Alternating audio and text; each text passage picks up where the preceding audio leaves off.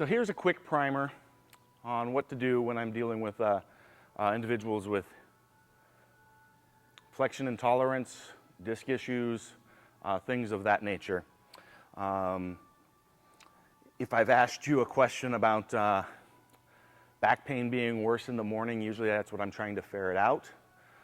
Because in the morning when you wake, basically overnight while you sleep, the fluids in the kind of leave the disc and absorb into the tissue around it. So if you've got a disc issue, the pain's going to be worse, the stiffness is going to be worse in the morning until you start moving and flushing that annulus. And that's exactly what we're going to do in the first few pieces of this movement.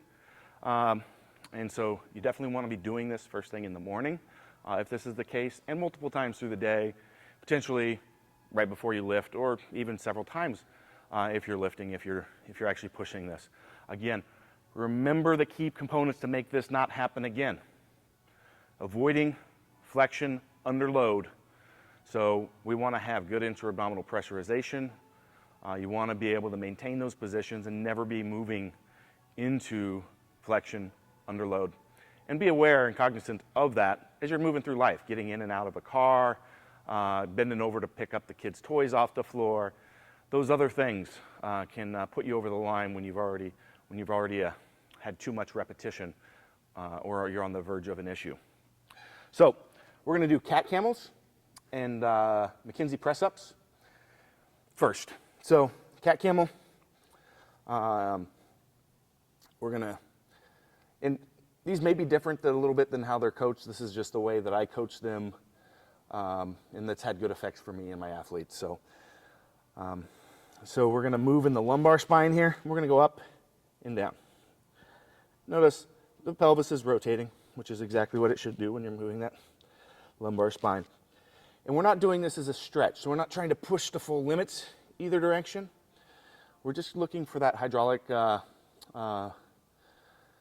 pumping of the disc.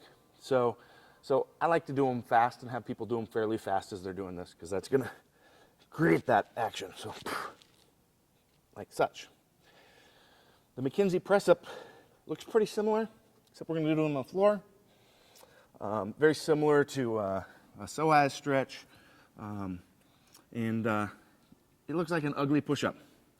So we're going to get in here, and we're going to push up like this. Boom, and back down. And again, we're going to do this really fast. That's my preference. Both of these I like to do in 20-25 rep range.